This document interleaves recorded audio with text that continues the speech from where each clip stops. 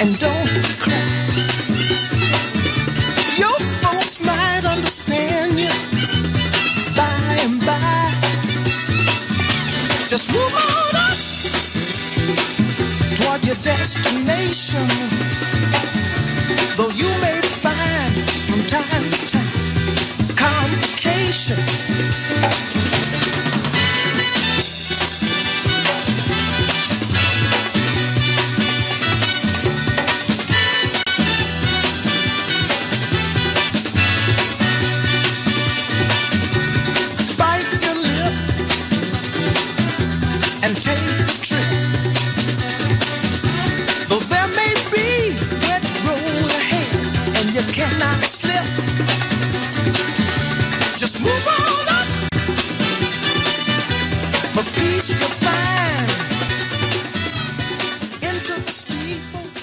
Please welcome Damian Ferguson.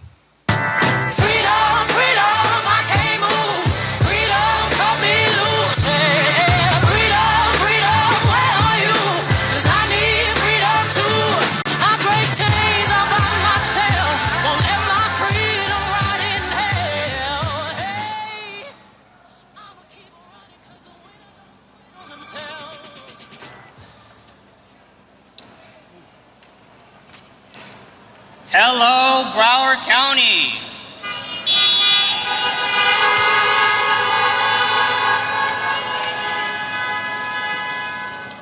My name is Damian Ferguson, and I am 19 years old.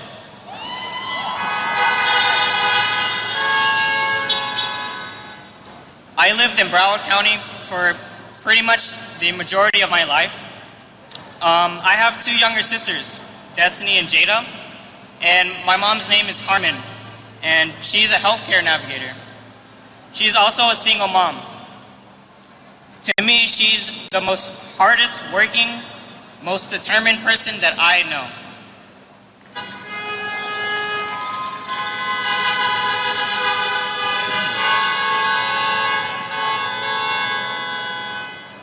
I go to school at Broward College, where I major in computer and information science.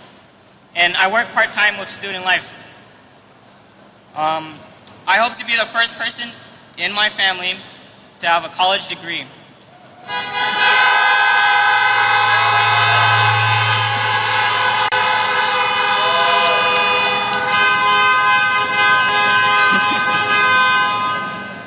I'm a regular guy. I like to play video games, have fun with my friends, and spend time with my family. I also like to volunteer and help people when I can too. This is not what I expected for my second year of college to look like at all. All of my classes are virtual, and I can't do a lot of the same things that I used to enjoy with my friends and family. This election will be my first time voting.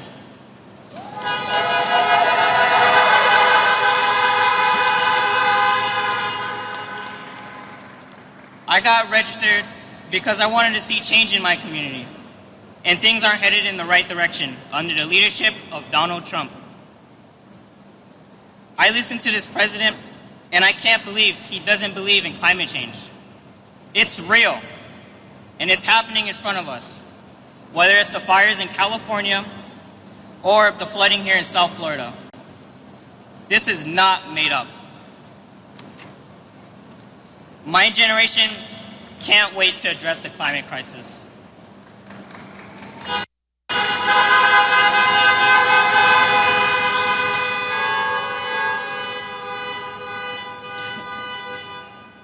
Joe Biden believes in science. He has a real plan for us to fight climate change while building a better future for all of us. I know that Joe cares about leaving a better future for me and all of the young people in this country. My mom, my sister, and I all have our vote-by-mail ballots at home.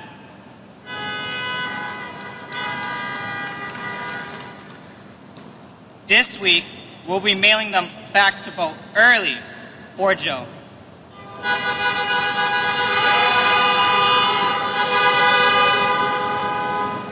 Broward County, it is my honor to introduce the man who I will be casting my first ever vote for,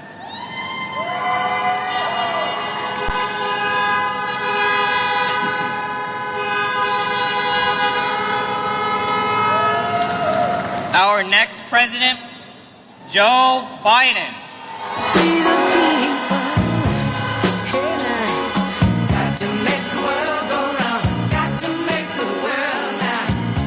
We the people, yeah, got to make the world go round, got to make the world now. You may have to. Hello, Florida!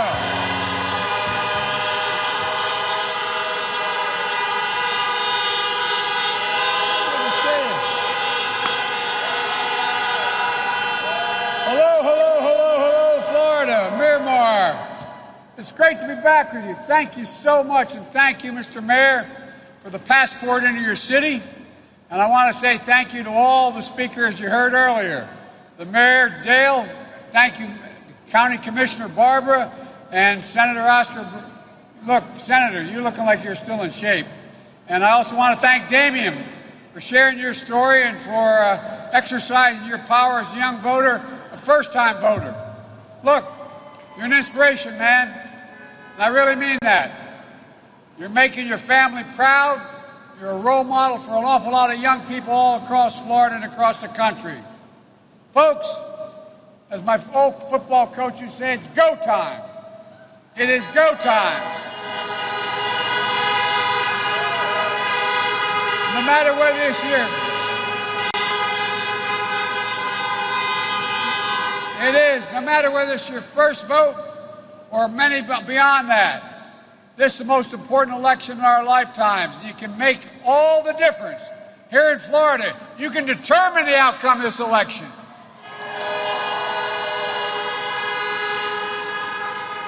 We win Florida, and it's all over. Look, the choice is clear, and the stakes have never been higher.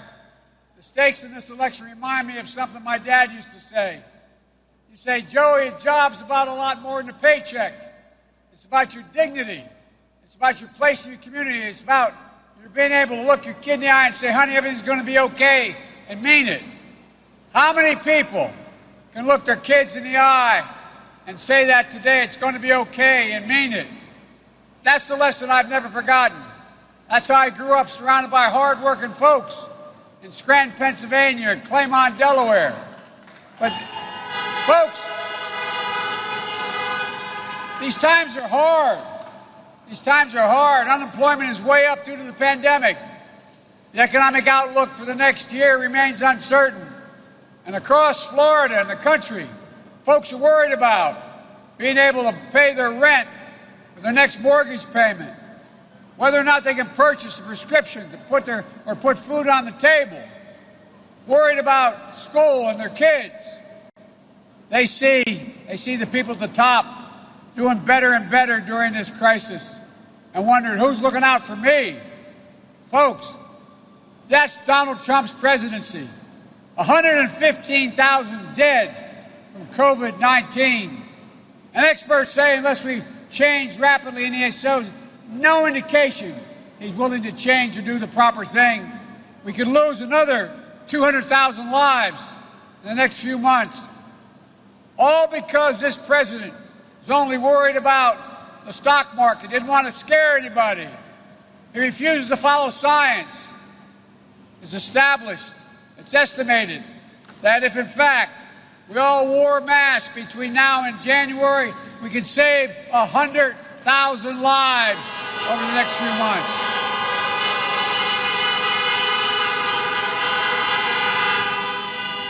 And folks, what bothers me the most about this guy, in his own words, the president knew back in January when he was briefed in detail after lying about it, saying he never read the intelligence community's warnings about how dangerous this was.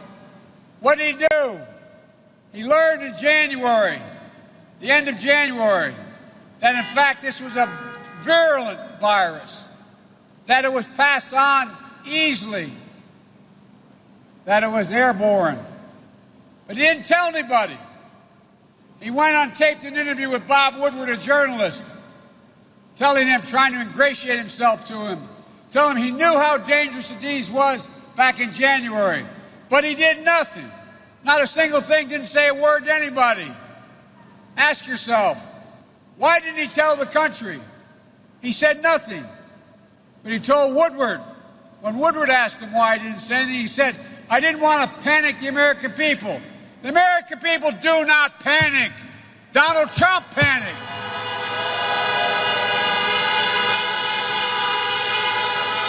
We don't scare. Americans have faced every problem that has ever confronted us. And his reckless personal conduct since the diagnosis has been unconscionable. The longer Donald Trump remains president, the more reckless he becomes. 3 more weeks before we end this madness. Folks, the most respected doc in the country on this issue is Dr. Fauci. He referred to the president's announcement of the Supreme Court with a political event in the Rose Garden or in the backyard of the White House. He called it a super spreading event. Look at all the people who became contagious and got ill. And how is he responding now? Trump, is running a national ad on television. You may have seen it, taking quote of Dr. Fauci out of context. He said, Dr. Fauci said way back in March, referring to public health officials, he said, I can't imagine that anybody could be doing more, referring to the public health officials across America. Yet, the Trump campaign deliberately lied, making it sound as if Fauci was talking about Trump. Fauci went public after the ad came out saying, I did not give permission for that quote, and it wasn't referring to the president. But folks, here's the real point about the lack of ethics. Even after Fauci said he didn't say that about Trump, the Trump campaign said they'll continue to use the ad knowing it was a lie. Folks, I don't recall any administration, any presidential candidate in either major party doing anything like that. That behavior is no surprise, though, after all, this is the same man who looks at Americans who put their lives in the line for our nation and calls them losers and suckers. Folks, I carry with me a card, my schedule card, that lays out on the back my schedule on the last back page. In the black box, I carry it every day for the past 13 years. It says, daily troop updates. U.S. troops who died in Iraq and Afghanistan, 6,924, not around 6,900, 924, because every one of these fallen angels left behind an entire community. They deserve our respect. Troops wounded in Afghanistan and Iraq, 53,194, not 53,000 about. Folks, my son was one of those who volunteered to go to Iraq for a year, came home and he passed away. He was not a loser. He was an American hero. He won the Bronze Star, the Distinguished Service Medal. And all his comrades left behind, they were patriots. Who the heck does this guy think he is? And now, as a consequence of this overwhelming lying and misleading and irresponsible action on the part of Donald Trump, how many empty chairs are there around dinner tables tonight because of his negligence? How many husbands or wives at night lean over to touch and say goodnight to their wife or husband, and they're not there? How many people have holes in their heart and lost part of their soul? Debbie Wasserman and I talk about this. How can we have a guy like this? Ladies and gentlemen, we're so much better than this. Despite the crisis we face,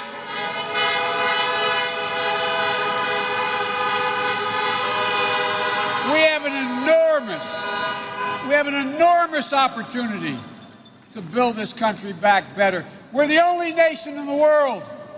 With every crisis we've run into, we've ended up better off coming out of it than we were before we went in. That's because America, there's no quit in America. None. None.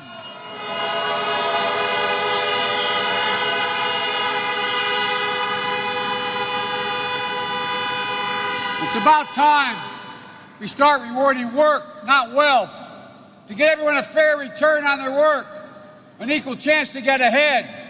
For example, for communities of color in South Florida and all across this country, the question is, how do we break the cycle where in good times you lag behind and in bad times you get hit first and the hardest, and when recovery comes, you're the last ones to bounce back? The answer is simple: justice, criminal justice, police reform.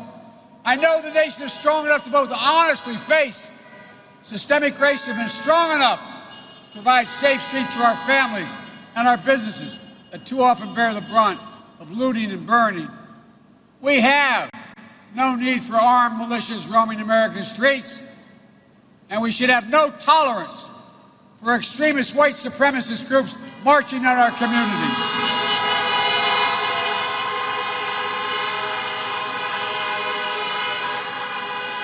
Folks, enough.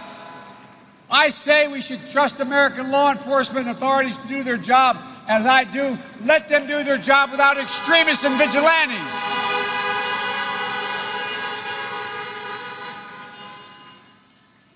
And if you say we have no need to face racial injustice in this country, you haven't opened your eyes in America. There have been powerful voices for justice in recent weeks and months. I spent time with George Floyd's family, his 6-year-old daughter, Gianna, when I met with her. I knelt down to say hi to her, and she looked at me and said, "Daddy changed the world. Daddy changed the world." Also, Jacob Blake's mother, who I got to know, when she said the violence didn't reflect her son and the nation needed healing, and she prayed for the police. Or Doc Rivers, the basketball coach, choking back tears when he said, quote, "We're the ones getting killed. We're the ones getting shot. We've been hung." Went on to say, it's amazing why we keep loving this country when this country does not love us back. Think about that. Think about what it takes for a black person to love America. That's a deep love for this country that for far too long has gone never fully recognized. We need American leadership to seek out, to de-escalate tensions, to open the lines of communication, to bring us together. Look, ladies and gentlemen, it's time, President, to heal, to hope. As President, I'll do precisely what I will do.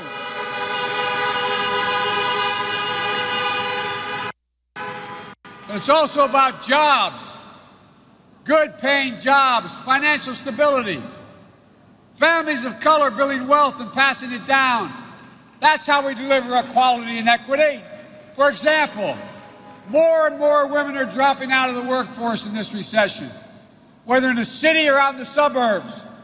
We have a plan to deal with this pandemic responsibly, tracing, testing, masking, not politicizing race for vaccines. Look, we have to get vaccines, not politicize it, and we have to plan for its safe and equitable distribution. We have to provide what, as of today, is not happening, funding for protective equipment, PPE, and other resources for hospital and frontline workers, so the schools can reopen safely. We've got to ease the caregiving crisis that so many families experience, a squeeze of raising your kids and caring for an aged loved one. We've got to protect your health care. In the middle of this pandemic, why do the Republicans have time to hold a hearing to pack the court instead of providing significant economic relief in need for localities?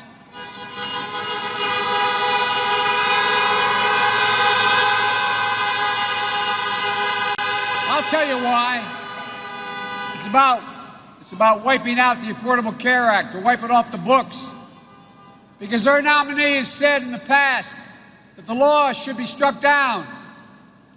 That will take away health care for 20 million Americans. It will take protections away for pre-existing conditions for over 100 million people. And by the way, kids won't be able to stay in their parents' health insurance until they're 26. Complications of COVID-19 like lung scarring, heart damage, will become the next pre-existing condition. We'll toss out the coverage for so many children. It will take us backwards to when insurance companies could charge a woman, many of you won't remember this, but charge a woman more for her health care than a man just because she's a woman for the same procedure. Folks, we can do so much better than this. Together, we'll build on the Affordable Care Act.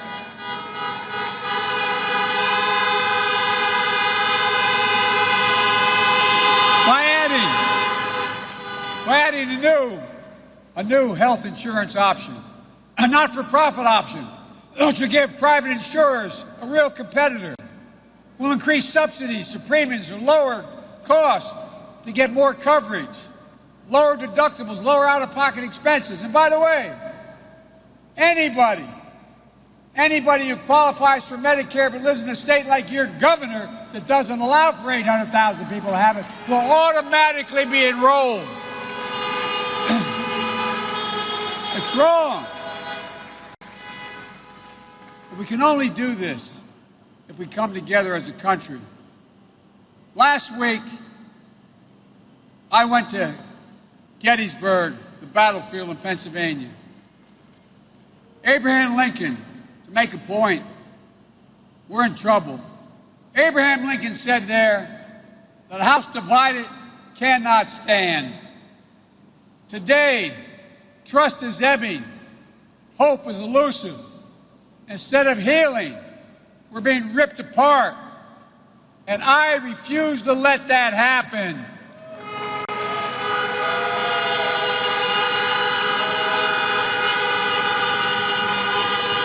When I announced I was running, I said I was running. One of the reasons was to unite America. And I was made fun of. They said, you can't do that anymore. You used to be able to do it, Joe. You can't do it now. But the only way democracy can function is with consensus. Otherwise, it becomes semi-dictatorial like this guy's trying to be. Look, we need to revive the spirit of bipartisanship in the country, a spirit of being able to work with one another. When I say that I'm told that was fine, Joe, you used to be able to do that, but you can't do it anymore. Well, I'm here to tell you we can, we must, and we're going to get it done. Look,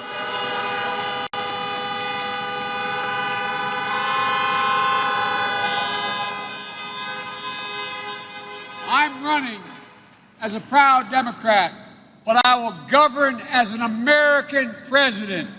I work for Democrats and Republicans. I work for those who vote against me as hard as those who voted for me. That's the job of a president, to heal. It's a duty to care for everyone. Look, folks, and you too have a sacred duty. As my friend John Lewis, who recently passed away, would say, it's a sacred obligation to vote, and it matters. Florida matters.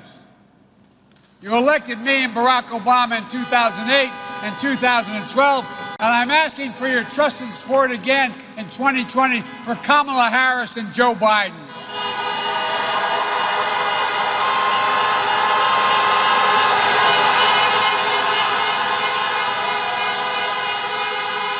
Because, folks,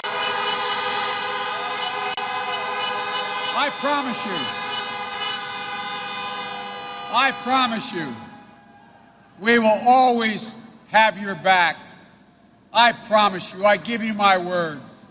So please, vote and help us get out the vote. It's been mentioned before to go to iwillvote.com/FL. You can still request your vote by mail ballot and do it as soon as you can. If you have already a mail, if you haven't already mailed yours and you have one, mail it or drop it in a box today, drop box today. You can also vote in person starting October 19th here in Broward County, where this election will be determined.